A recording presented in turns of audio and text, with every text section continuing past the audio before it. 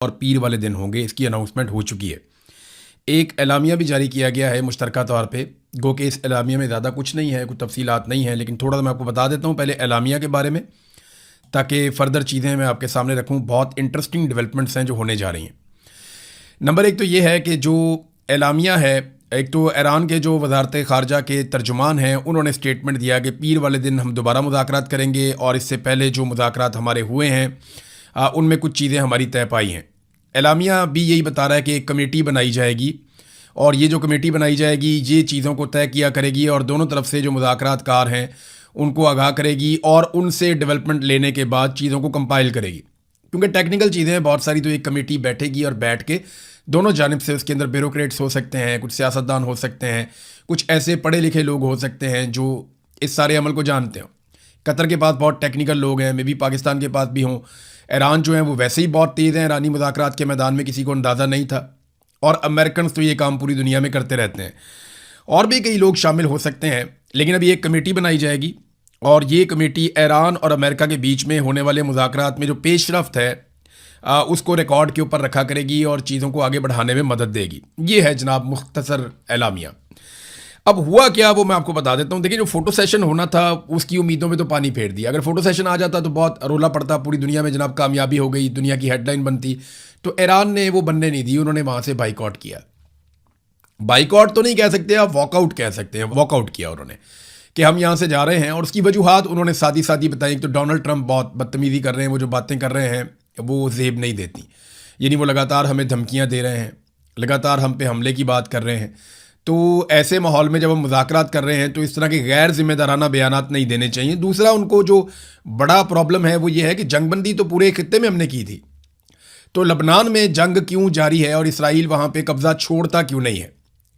जनूबी लबनान के एक बड़े हिस्से पर, अगर आप मैप में देखें तो जनूबी लबनान आपको यहाँ नज़र आ जाएगा। ये एक बड़ा हिस्सा है जनूबी लबनान का जो इसराइल के साथ साथ ऊपर लगता है। यहाँ पे इसराइली फ़ौज ने कब्ज़ा कर लिया है। मैंने जो हमारे मुल्क में हो रहा है सबको पता है। ये क्या हमारा आर्मी, क्या हमारी फ़ौज, क्या हमारे इदारे, क्या हमारी हुकूमत कर रही है। सच्चे आदमी बेचारे बोल बोल के थक गए हैं, लेकिन इसमें कोई भी हमारा कानून इशू की नहीं उठाता। जो गरीब आदमी से क्या बुरा हाल हो रहा है, और जो पैसे वाला आदमी उसको क्या हो। बात को मद्देनजर रखकर किया जाएगा। ये वो कहते हैं कि इसराइल का जो शुमाली इलाका है उसके साथ अब जो लबनान का वो जनूबी एरिया लगेगा ना, क्योंकि एक तरफ का जनूब है एक तरफ का शुमाल है। वो कह रहे हैं जी इसको महफूज रखने के लिए हम वो इलाका खाली नहीं करेंगे, उसको नहीं छोड़ेंगे। अच्छा, अब वहां पे क्योंकि इसराइल ने कब्जा किया है तो कब्जा छुड़वाना जो है मकामी लोगों की जिम्मेदारी होती है। अब वो अपना कब्जा छुड़ाने के लिए जोर लगा रहे हैं, जिसे हिजबुल्लाह के हमले करार दिया जा रहा है, और हिजबुल्लाह ही है जो जोर लगा रही है। तो इसमें अमेरिका ये कहता है कि हिजबुल्लाह को कहो कि वो इसराइलियों को अपना इलाका खाली करने पर मजबूर ना करे, यानी हिजबुल्लाह के इलाकों पे जो कब्जा कर लिया इसराइल ने, वो कब्जा वापस छुड़वाने के लिए हिजबुल्लाह कुछ ना करे। अच्छा, हिजबुल्लाह अगर कुछ ना करे तो फिर कौन करेगा? किसी को तो करना पड़ेगा। डोनाल्ड ट्रंप को जोर लगाना पड़ेगा, अमेरिका को या इत्तहादियों को, कि आप इसराइल को कहें कि वो जो इलाके लबनान के हैं वो लबनान को वापस कर दे और जनूबी लबनान से निकलकर इसराइली हुदूद में वापस चला जाए, चीज़ें नॉर्मलाइज हो जाएंगी। अब ईरान ने फ़ोटो ना बनवाकर काफ़ी उम्मीदों पर पानी तो फेर दिया, लेकिन कुछ चीज़ें जो है ना बहुत ज़रूरी है आने वाले दिनों में। पीर को दोबारा मुज़ाकरात होने हैं। ये जो चीज़ें ज़रूरी है ना, उनमें एक तो ये है कि डोनाल्ड ट्रंप पे कंट्रोल। डोनाल्ड ट्रंप को अपने ऊपर खुद भी कंट्रोल करना पड़ेगा और अमरीकी एस्टेब्लिशमेंट को भी डोनाल्ड ट्रंप पे कंट्रोल करना पड़ेगा। नंबर 2, इसराइल पर कंट्रोल। इसराइल को रोकना पड़ेगा कि वो कोई चंगारी दोबारा ना भड़काए, दोबारा से फिर आग लग जाएगी, दोबारा जंग हो जाएगी। नंबर 3, जो फ्रेमवर्क एक बन गया है 14 पॉइंट्स का, उसके अंदर रहना पड़ेगा सबको। ईरान ये भी कोशिश करेगा। तो ईरान टेबल पर ज़्यादा से ज़्यादा हासिल करना चाहता है, क्योंकि उसे अंदाज़ा है कि अमेरिका अब इस जंग को मज़ीद नहीं लड़ना चाहता और अमेरिकन को सिर्फ फेस सेविंग चाहिए अपने शहरियों के सामने। तो जितनी फेस सेविंग उन्हें चाहिए उतनी तो नहीं मिलेगी, लेकिन कुछ ना कुछ फेस सेविंग अमेरिकन को मिल जाएगी। लेकिन ईरानी वफद को भी फेस सेविंग चाहिए। उनके ऊपर भी मुश्तबा खामनाई का और ईरानी कौम का बड़ा दबाव है, और वो अपने पीछे बहुत सारी लाशें छोड़ कर आए, बहुत सारे शहीद छोड़ कर आए हुए हैं। अभी तो आयतुल्लाह अली खामनाई की तदफीन भी नहीं हुई, तो इनके ऊपर भी बहुत दबाव है, इन्हें भी बड़ी फेस सेविंग चाहिए। तो शहबाज शरीफ और फील्ड मार्शल ने अच्छा काम किया, इन्होंने जोर लगाया। हालांकि फील्ड मार्शल का ये डोमेन नहीं है, वो अपनी आईनी हुदूद से बाहर निकल गए, उन्होंने अपने हलफ की खिलाफ वर्जी की। लेकिन फिर भी शहबाज शरीफ ने, उनकी सरकार ने, मौजूदा रजीम ने जोर लगाया, चाहे अमेरिकन को खुश करने के लिए लगाया, उनको फेस सेविंग देने के लिए लगाया, लेकिन कम से कम इसका दुनिया को फ़ायदा हुआ और जो अच्छी बात है उसको एक्सेप्ट कर देना चाहिए। हाँ, अब शहबाज शरीफ को और फील्ड मार्शल को वापस पाकिस्तान आकर पाकिस्तान पर तवज्जो देनी चाहिए।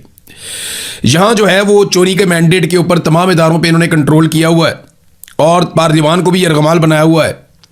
दहशतगर्दी है, गुर्बत है, बेरोज़गारी है और महंगाई है, ये लगातार बढ़ रहे हैं, कम नहीं हो रहे। और मईशत मुकम्मल तौर पे पाकिस्तान की तबाह हो चुकी है। कोई गैर मुल्की सरमायाकारी पाकिस्तान में लाने को तैयार नहीं है। लगातार सरमायाकारी गिरती चली जा रही है और लोग पाकिस्तान से पैसा निकाल कर बाहर ले जा रहे हैं, चाहे वो पाकिस्तानी हैं, चाहे वो गैर मुल्की सरमायाकार हैं। पैसा पाकिस्तान से लगातार बाहर जा रहा है और पाकिस्तान में हर खित्ते के लोग नाराज़ हैं। आप बलूचिस्तान चले जाएँ, आप खैबर पख्तूनख्वा चले जाएँ, आप कबायली इलाकों में चले जाएँ, आप गिलगित बल्तिस्तान में चले जाएँ, आप कश्मीर में चले जाएँ, आप पंजाब में या सिंध में चले जाएँ, आप जहाँ मर्जी जाएँ, पाकिस्तान में शहरी बहुत बुरी तरह नाराज़ हैं मौजूदा सरकार से और रजीम से, और वो चाहते हैं कि उन्हें इंसाफ मिले। लेकिन उसकी तवक्को फिलहाल इन लोगों के होते हुए तो मुश्किल है। लेकिन हाँ, लतीफ़ खोसा साहब ने एक बड़ा ज़बरदस्त स्टेटमेंट दिया।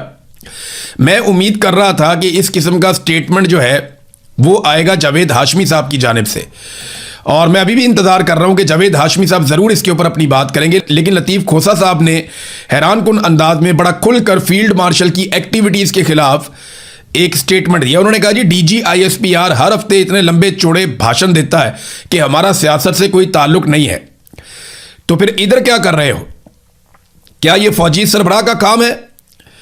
वो भी तो सियासत कर रहे हो, सिफारतकारी भी सियासत है। JD Vance कहता है कि इतनी मैंने अपनी बीवी बच्चों से बात नहीं की जितनी जफियां डालकर फील्ड मार्शल से बात करता है। खुदा का खौफ करो, उनकी नज़र में तो हो जाओगे हरदल अजीज, वहां तुम्हें रिहायशी जजीरे मिल जाएंगे, मगर तुम्हारी धरती माँ का क्या होगा? गैरत दिलाने की कोशिश की लतीफ़ खोसा ने कि पाकिस्तान के बारे में कुछ सोचो। वही मैं कह रहा हूं कि इंडिया ने पानी रोका हुआ है, फील्ड मार्शल की जिम्मेदारी है आकर पानी छुड़वाए। उनकी जिम्मेदारी है कश्मीर को फौरी तौर पे आज़ाद करवाएं। इतनी ताकत उन्होंने ले ली है, फील्ड मार्शल बन गए, इससे आगे तो कुछ नहीं हो सकता। और उनकी जिम्मेदारी ना सिर्फ कश्मीर को आज़ाद करवाना बल्कि पाकिस्तान को दहशतगर्दी से पाक करना और महफूज करना भी है। लेकिन ये सारी चीज़ें वो नहीं कर पा रहे। आलमी सतह पे वो अमन के लिए बहुत कोशिश कर रहे हैं, जिसको सराहा भी जा रहा है।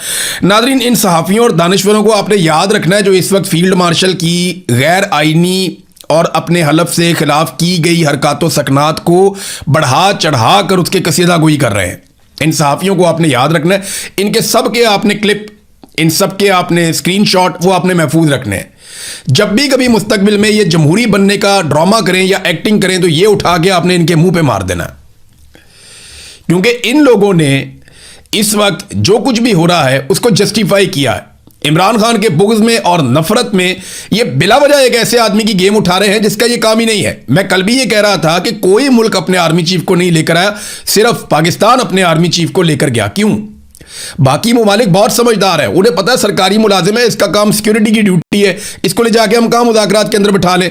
लेकिन पाकिस्तान के अंदर आपको पता है कि उनका डंडा चलता है, उनकी ताकत चलती है, तो जो उनका दिल करता है वो करते हैं।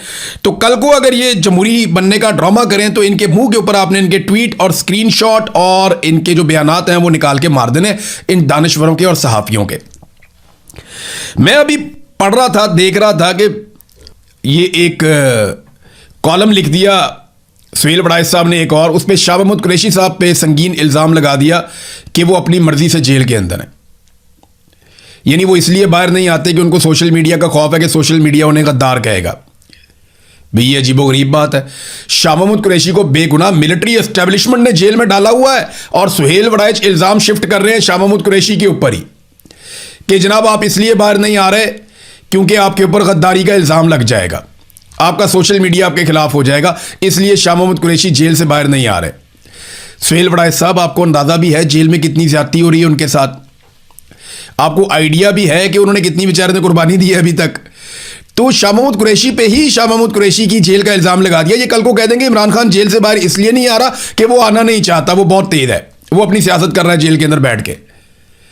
इनको बिल्कुल भी अंदाज़ा नहीं है ये क्या बात कर देते हैं। भाई जिसने जुल्म किया जालिम का नाम लेने से क्यों डरते हो? ये तो वो एक शेर होता था, हम उर्दू में सुना करते थे अदालतों में, कि मुनसफ ने कातिल की ये दलील भी मान ली कि जो मकतूल है वो खुद ही खंजर के ऊपर गिर गया था, ये नहीं उसको मारा नहीं गया, वो खुद ही मर गया। यानी ये तो इस तरह की बातें करते हैं, बेवकूफ़ समझते हैं कौम को। शाह महमूद कुरैशी इसलिए वो कहते हैं जी जेल के अंदर है कि वो बाहर नहीं आना चाह रहे, और अगर वो बाहर आएंगे उनके ऊपर तनकीद होगी, तनकीद से घबरा के बाहर नहीं। उस सियासतदानों पर तनकीद होती रहती है। यहाँ इमरान खान साहब के साथी हैं, कई तनकीद की जद में रहते हैं, कई नहीं रहते, तो इसका क्या मतलब लिया जाए? जो अच्छा काम करता है, अब बाकी पॉलिटिकल पार्टीज में ये रवाज नहीं है ना कि वो अपनी लीडरशिप को तनकीद करें या अपनी लीडरशिप को अकाउंटेबल करें। या पाकिस्तान तहरीक इंसाफ ने एक नया रवाज डाल दिया सोशल मीडिया में। यहाँ बहुत लोगों को शऊर है, वो खुलकर बात करते हैं, साफ बात करते हैं, ये ठीक काम कर रहा है, ये गलत काम कर रहा है। तो वो एक ही आदमी के सही काम को सही और गलत काम को गलत भी कहते हैं। ये भी बात आप अपने ज़हन में रखें। तो बड़ी चालाकी और होशियारी के साथ जो जुर्म पाकिस्तान की मिलिट्री एस्टेब्लिशमेंट ने किया, शाह महमूद कुरैशी को गैर कानूनी, गैर आईनी तौर पे, गैर इखलाकी तौर पे जेल में रखने का, वो सारा मलबा उठा के शाह महमूद कुरैशी पे ही डाल दिया। हद नहीं होगी भाई? कॉलम लिखो महारंग बलोच के साथ ज्यादती क्यों हुई, उसके बारे में बोलो, बताओ कि वो एक निहत्ती लड़की है बेचारी, आज उसको उम्र कैद की सजा सुना दी। ये खबर भी आप सुन लें। महारंग बलोच को उम्र कैद की सजा सुना दी गई। राजी मची गवादर के दौरान जो एहतजाज हो रहा था, एफसी एहलकार शबीर बलोच की हजूम के हाथों कत्ल के इल्ज़ाम में महारंग बलोच, सिबगतुल्लाह शाहजी और बाकी उनके कुछ और साथी हैं, बलाज कादिर और तंजीम के रहनुमा अबू बकर कलांची को उम्र कैद की सज़ा सुना दी गई। अब ये कितनी अफसोसनाक बात है। इस पर मैं समीदीन बलोच का एक स्टेटमेंट पढ़ के आपको सुना देता हूँ। जिस दिन हमारे साथियों के मुकदमात को फेसलेस ट्रायल में मुंतकिल किया गया, प्रोसिक्यूटर की जानिब से जजेस पर ट्रायल को तेज करने और सजा सुनाने के लिए मुसलसल जोर दिया गया। अदालत के रवैये से जाहिर होने वाली बेचैनी सामने आई। इसी दिन हमें अंदाजा हो गया था कि इंसाफ नहीं होगा, बल्कि पहले से तयशुदा सजाएं हमारा इंतजार कर रही हैं। लेकिन बलोच कौम यह हकीकत कभी फरामोश नहीं करेगी कि पुरअमन सियासी आवाज़ों को खामोश कराने के लिए सिर्फ पुलिस, कानून नाफिज करने वाले इदारे, हुकूमत और खुफिया एजेंसियां ही मुतहर्रिक नहीं हुई, बल्कि इंसाफ के ऐवान भी इस पर अमल दरामद करने में शरीक हो गए। वही अदलिया जिससे मजलूमों ने उम्मीद बांधी थी कि वो जुल्म के सामने दीवार बनेगी, उसी ने जालिम के